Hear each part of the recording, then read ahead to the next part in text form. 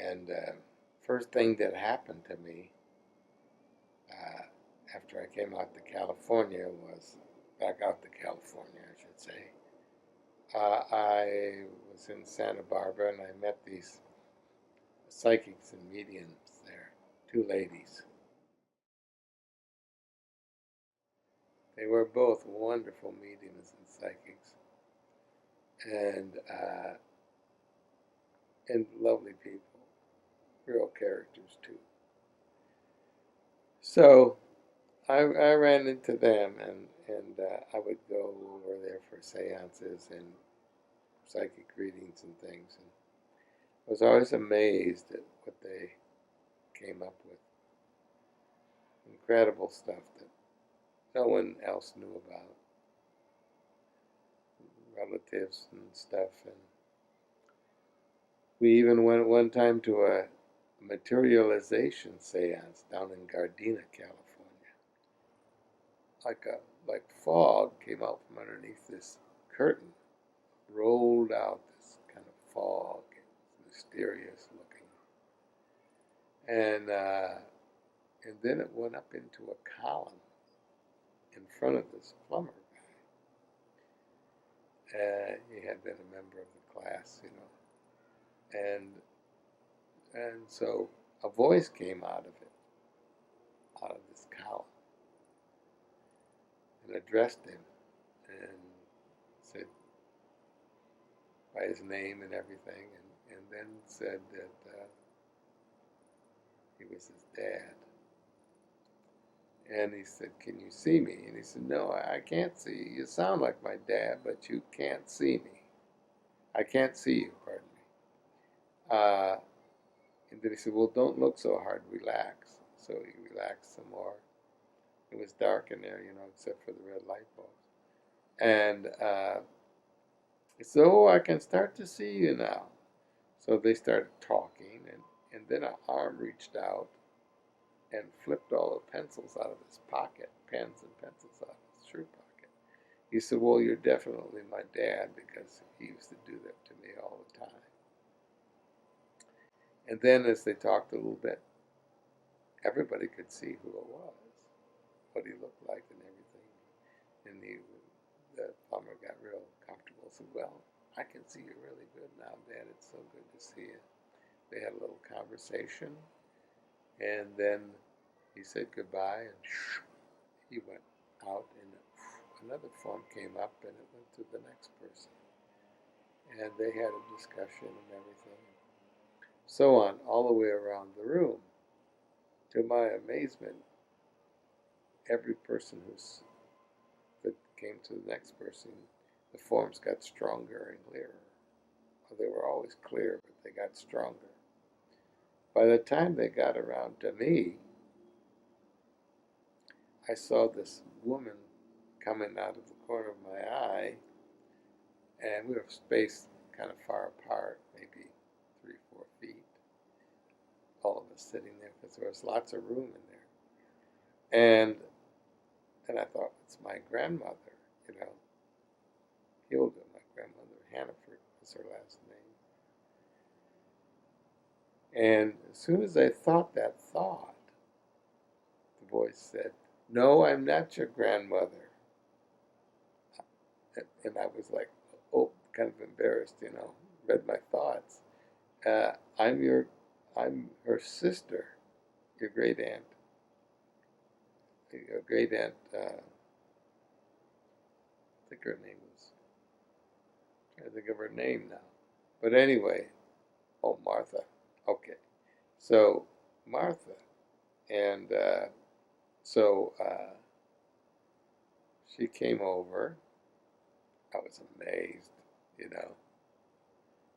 and she, she looked like she was there completely. And so we started talking, and she said, "Do you remember me?" And I said, "Yeah, and I remember your dog. You had a wire-haired terrier." She said, "Yeah." I said, "That's the dog you wouldn't let go on the rug." So when I came over, I had only seen her one time when I was about 6 years old, 7 years old. And because the dog couldn't go on that carpet, the dog wouldn't let me on the carpet.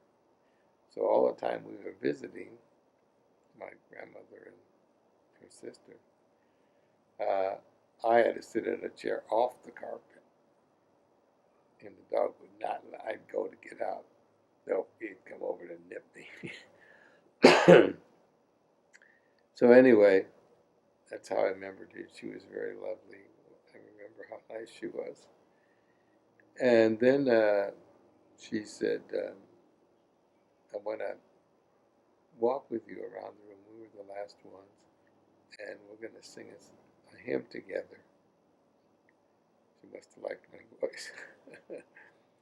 She had a beautiful voice, singing voice, and I remember that too. And so I stood up, and she took my arm, hold of it, and it was like a truck driver grabbed me. And so she says, "Pretty strong, huh?" I said, "Yeah." So we were walking around, and we were singing the song, a nice one. Can't remember the name if it was. I could kind of slip in there in undertones and help out. She could carry the whole song by herself. We walked around, and when we walked around and she sang, everything got stronger. It's like she was actually a person there, and I felt her presence more and everything. We went around the room, and she brought me over and sat me back down, and she thanked me for coming, and she said this amazing thing. She said, "I really, truly want to thank you again for coming, because nobody from our family has ever come to one of these. And I've been studying on the other side of life to come through to visit. So this is a real treat for me, as I know it is for you." I thought that was amazing. I would sit down and meditate, and it would be like automatic. I would sit down, and then I'd close my eyes, and then I'd start seeing all these people, these meditation teachers, these what we call spiritualists called guides. They were spirits, spirit guides, and they would tell me how to meditate, and I would do it, and things would happen. And one of them was the first one, and I'd never seen him before. Was a very lovely man. He was in a renunciate orange gown, and he had long hair, beautiful face, and so he initiated me into this Kriya Yoga, the science,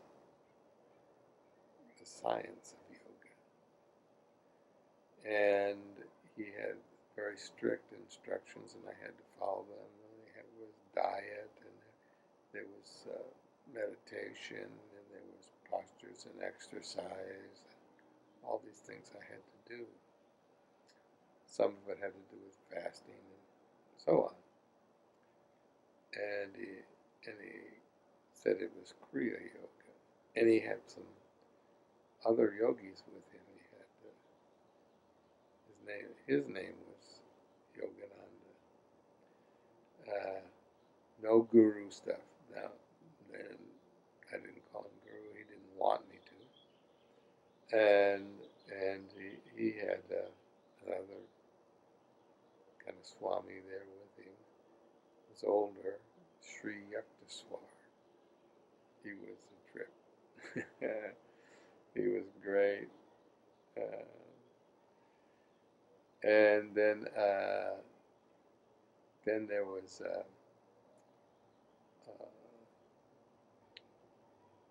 Babaji.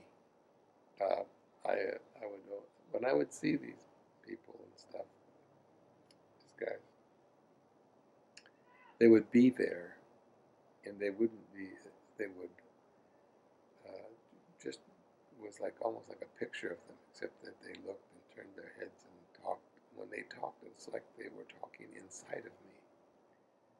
When Babaji came, evidently it was like a big deal, and I looked and there was like this etheric energy coming down behind them, and he was coming through it, and he was coming down, and as he was coming down through there, I could see him. Yeah, obviously he was from another realm, another vibration, further up the scale, and he had these powerful thighs. I remember, like he had walked everywhere in the Himalayas or something, and he had the typical Hindu complexion,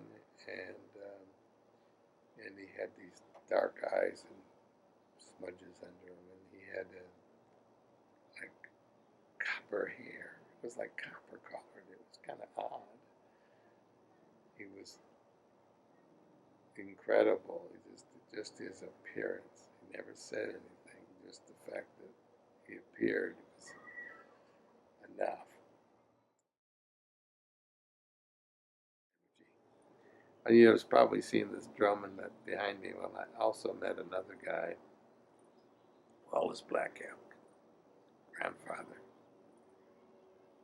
elder, medicine man of the Sioux Nation, Lakota Sioux. He's really something. And I hit it off with him really well. And that's where I got acquainted with the Great Elk Spirit. After I had an encounter with Great Elk Spirit, I met Wallace Black Elk. So, looking forward to seeing you. Thanks.